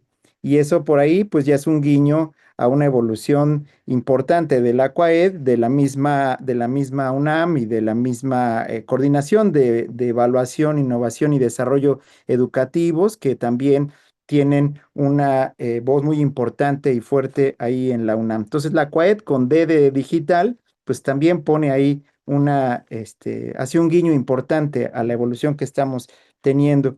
Y daría una serie de ejemplos en relación al affordance y a su mala interpretación, quizás. Yo pensaría que estamos también como ante una especie de falsos amigos en el contexto de los idiomas o de los cognados, donde una palabra que se parece, una palabra del idioma objetivo que se parece a la palabra del idioma que estamos hablando, a veces sucede que es contraria en, pues en significado y eh, pudiera resultar como una interferencia para la comprensión. En el contexto digital, pues podríamos pensar que la palabra amigos en Facebook, pues es un cognado, ¿verdad? Y no, digamos, un falso cognado, un falso amigo, porque no representa realmente a la noción de amigos de las personas en presencial que se pueden contar con los dedos de una mano. Lo mismo será pues la noción de historias de Instagram, pues esas historias no son necesariamente las historias que, que queremos contar en un marco de la comensalidad donde compartimos alimentos y anécdotas. Y en ese sentido, quisiera usar esta metáfora para los usos que le estamos dando a la inteligencia artificial generativa, ¿verdad?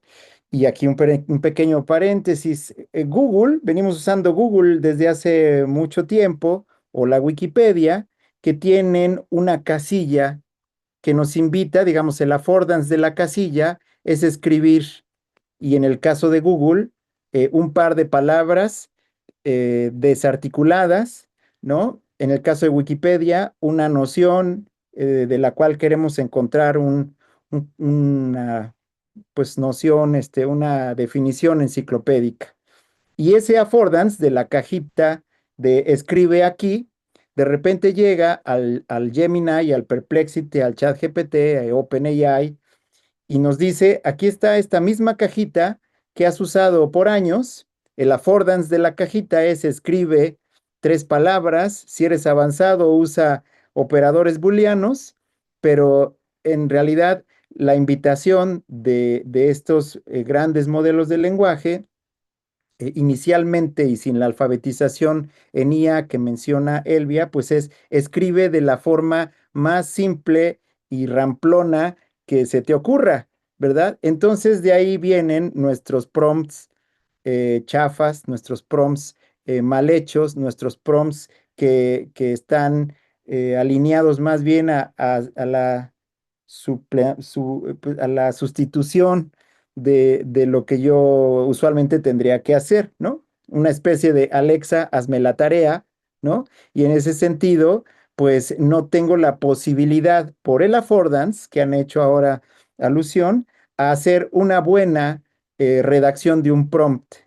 Si nadie me explica cómo hago un prompt, a lo mejor con una estructura tipo de las más conocidas, tipo Rita, con donde yo tengo que poner rol, instrucción, tarea y adaptabilidad, y entonces trasciendo el Alexa, hazme la tarea por un rol, actúa como un especialista en diseño instruccional, instrucción, hazme las preguntas que resulten importantes antes de realizar la tarea en relación con la audiencia, con el tiempo, con la plataforma en la que se requiere trabajar.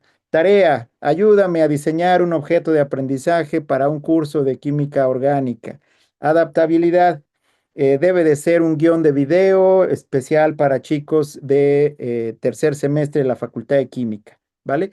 Trascendemos la idea de hacer un prompt simple, un prompt ramplón, que deriva del falso cognado que nos dota este affordance de la cajita, y entonces tendría yo que hacer una buena redacción, pero nadie me ha explicado cómo hacer este tipo de redacción. Y además viene, y me paso al siguiente tema, el problema de las brechas. Las brechas las hemos estudiado desde distintas aristas, pues prácticamente desde que alguien tiene acceso a una tecnología y los demás no.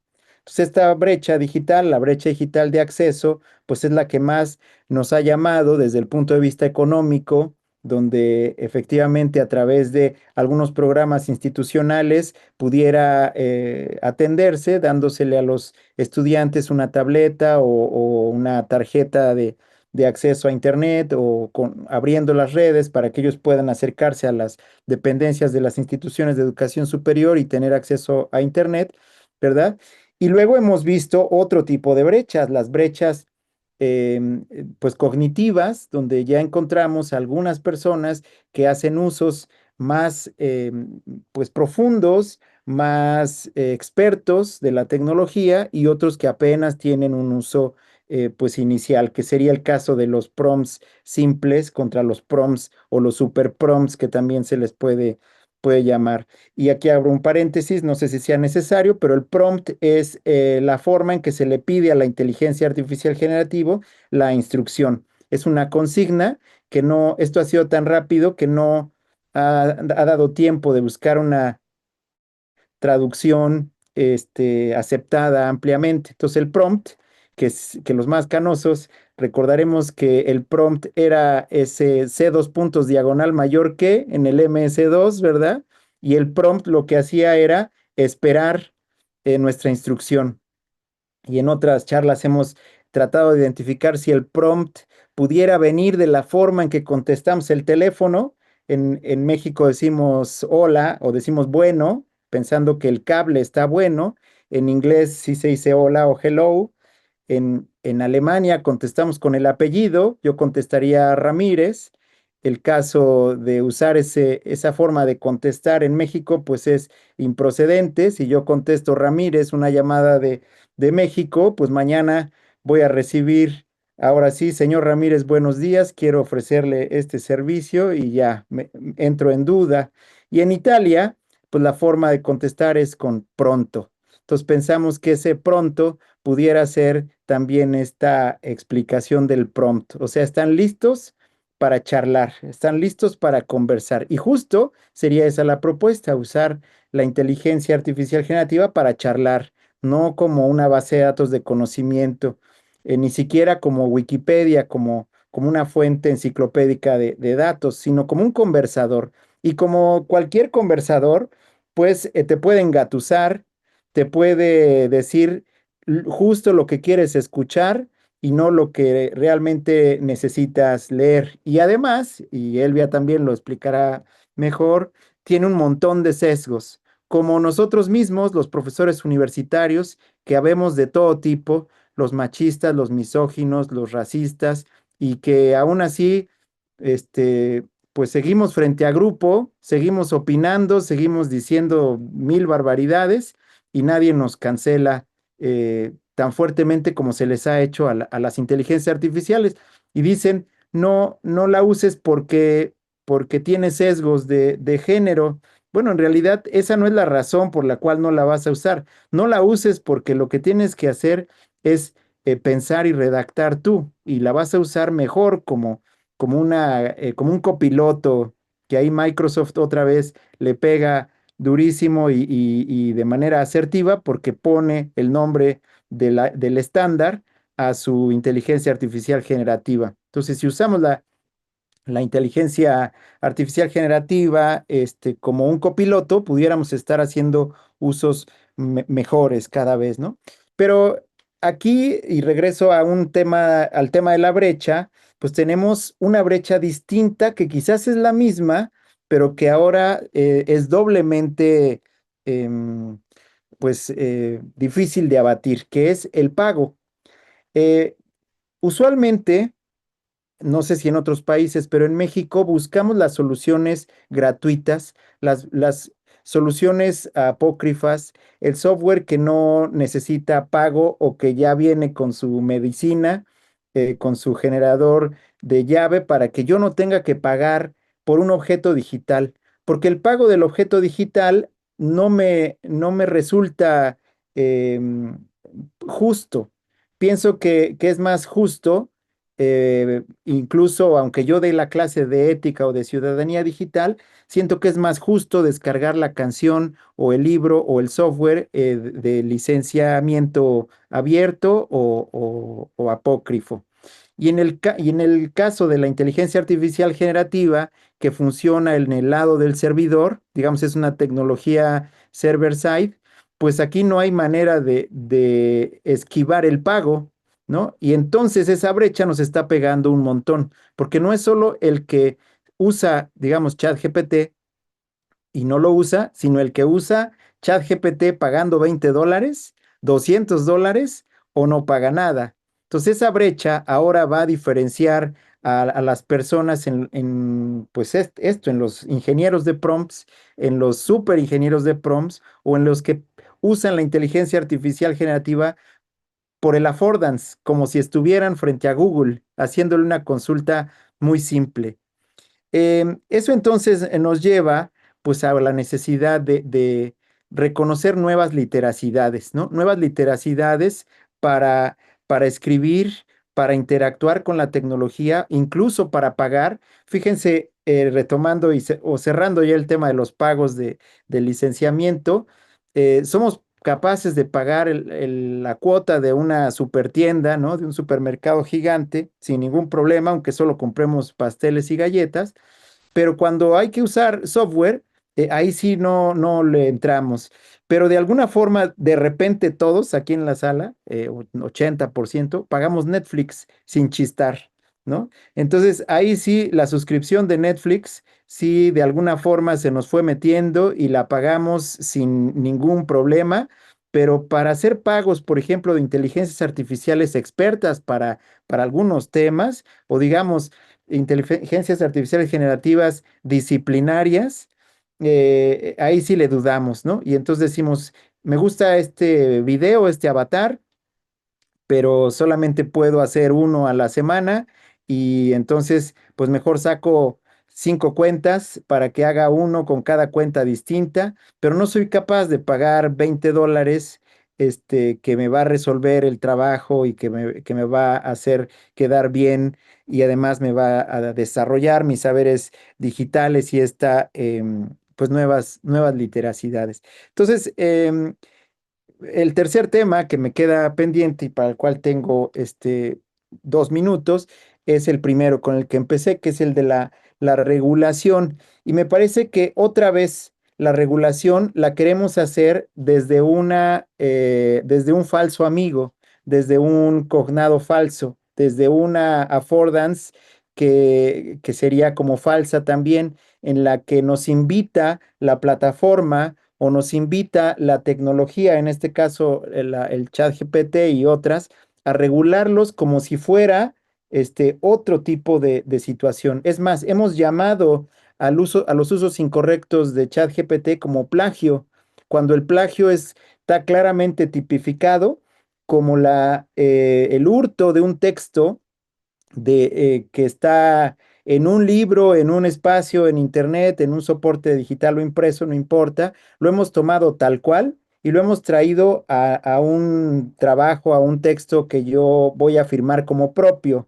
La manera de identificar el plagio es porque el lector experto dice, esto yo ya lo leí en otro lado, ¿verdad?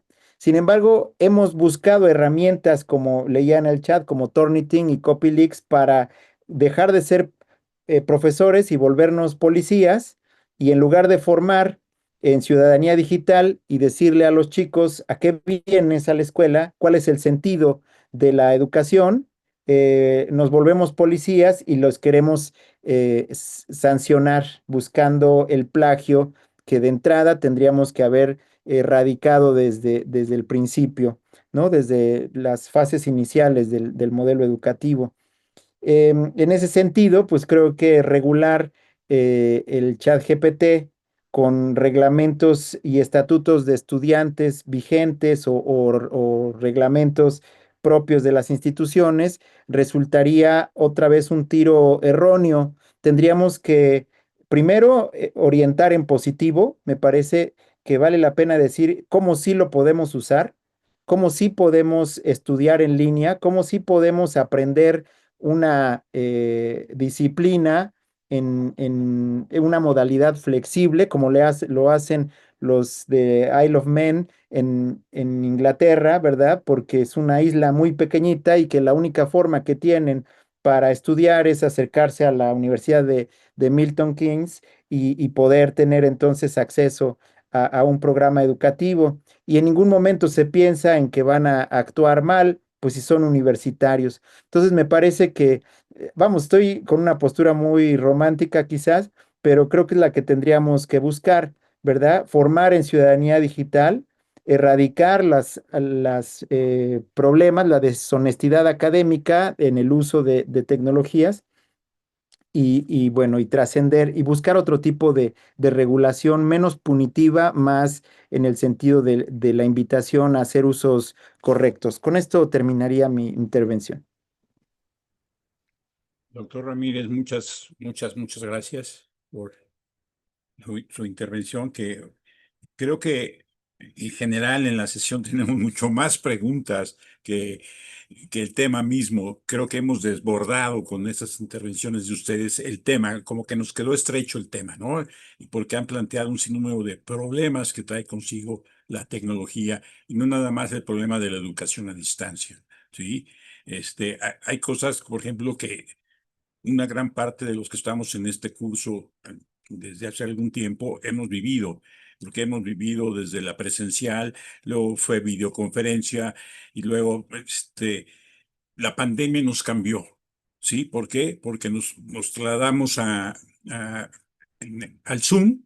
Se consiguió una licencia muy grande y que lo compró la universidad, ¿no? Y entró ahí las cuestiones de mercado, cómo han afectado las instituciones el comprar esa tecnología, etcétera. Y nos cambió la vida en términos de que ahora nuestro curso es diferente. Pero algo que no habíamos tenido es que estamos llegando a una población que nunca habíamos pensado llegar, ¿no? En ocasiones se nos inscriben 900, tenemos 600, 700 estudiantes y eso trae nuevos problemas. ¿Cómo evaluamos? ¿No? Porque supuestamente les damos un diploma. Entonces ahí nos mete a otro problema, es decir, nos ha alterado la vida. Y en general, creo que el concepto de universidad lo debemos también modificar.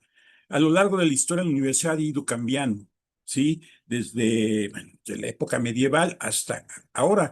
E incluso creo que está en crisis el monopolio que supuestamente las universidades tenían para certificar. Y estas tecnologías han cambiado eso. Entonces, creo que debemos replantearnos ese tipo de problemas. Y me da la impresión de que ustedes han abordado desde muchos ángulos estos problemas que estamos viviendo desde la universidad y que es uno de los propósitos del curso, cuestionarnos. En nuestra conferencia magistral, en nuestro curso, el ponente Manuel Gilantón planteaba la necesidad de darle un giro a esta visión que tenemos de la universidad, ya no pensarla así. Y creo que ustedes con sus intervenciones el día de hoy nos han replanteado esto. Tenemos que ver las cosas de otra manera, ¿sí? Por ejemplo, me he dedicado a cuestiones de inteligencia artificial en los últimos meses en términos de esta interacción para ver qué es lo que está sucediendo en las clases en las que participamos.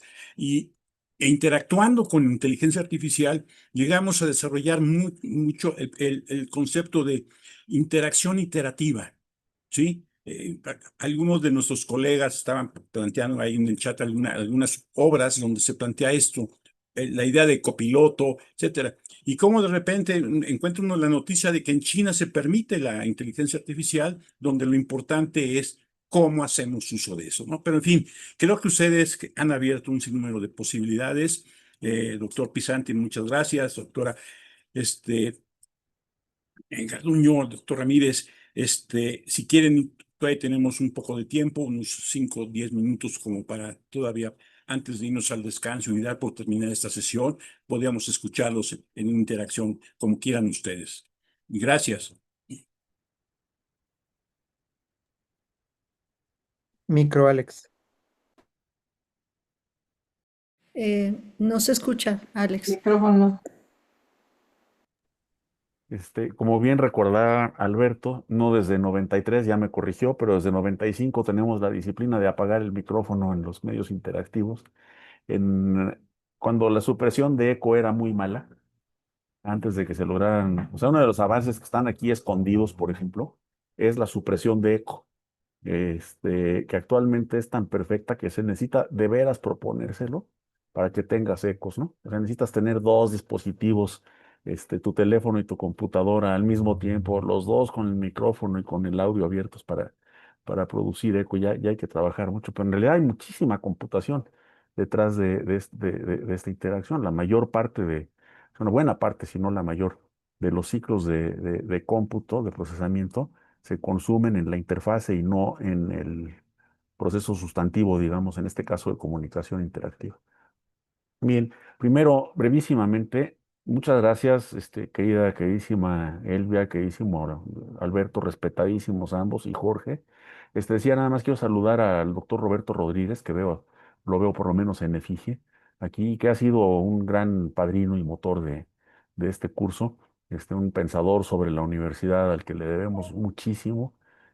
Saludos, querido Roberto, y gracias Gracias, este, gracias. y por aquí has logrado sobrevivir, desde luego de sobrevivir a mi parte, porque las partes de Elvia y Alberto, como ya lo anticipaba yo, lo mejor de la sesión era lo que yo les sirviera de pretexto para que ustedes la hicieran.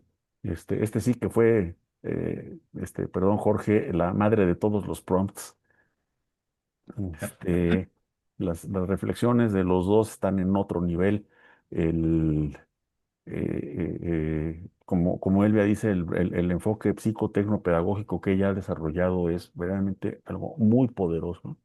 No cualquiera tiene la formación y no cualquiera tiene la capacidad de convertirla en algo que tiene Elvia. Sus libros, hay cosas que son así tengan un libro de Elvia en el escritorio, por ejemplo, para planear su educación a distancia, pero más o menos sesión por sesión.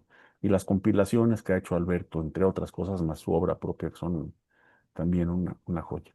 Esto, Voy a retomar primero nada más, porque tenemos un intervalo de tiempo breve, y de todas maneras es el intervalo para los participantes, nosotros vamos a estar contestando breve.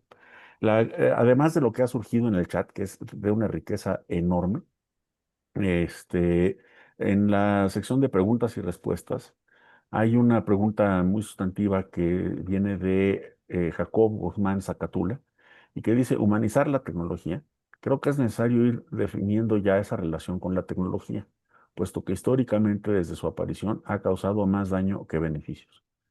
¿Por qué mejor no humanizar al humano? Yo no sé exactamente a qué tecnología se refiera, pero prácticamente no me viene a la mente una sola tecnología relevante eh, de la que se pueda decir que ha causado más daño que perjuicio, que beneficios, perdón.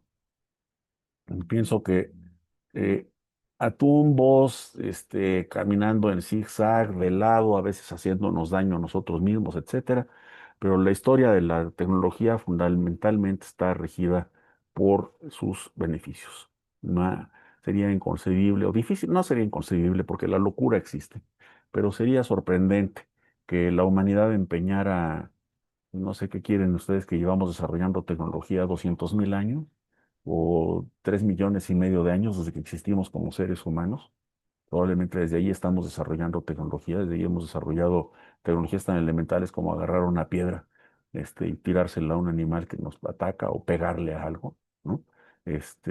Modificar gradualmente un árbol al que nos subimos para dormir en las praderas del África Central para que los leones no suban y nosotros sí, ¿no? Sería muy, no sé, un universo muy singular en el que la humanidad se hubiera dedicado a desarrollar tecnología, que es una de sus principales características como especie, para que esta le resultara más dañina que benéfica.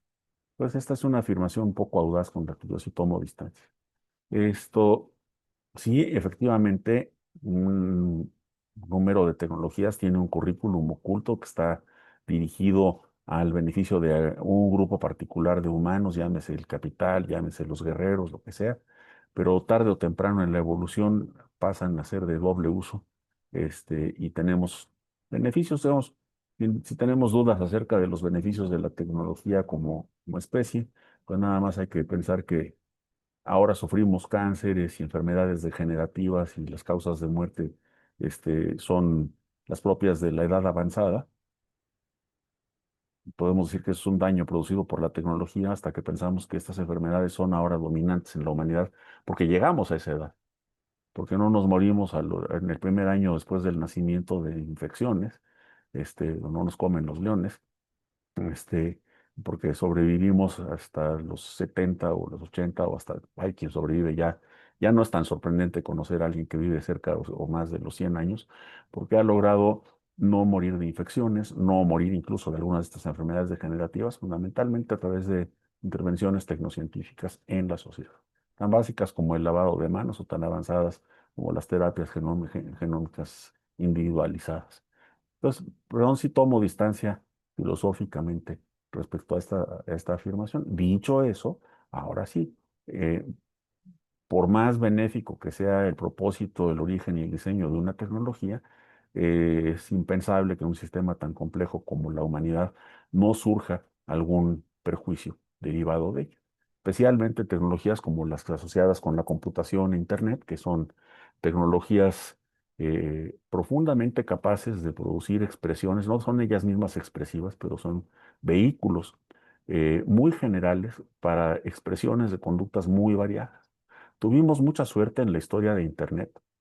En los primeros años, el diseño de Internet y sus primeros usos se diera en un ambiente fundamentalmente académico y profesional, centrado en la confianza y muy orientado al propio avance de la tecnología.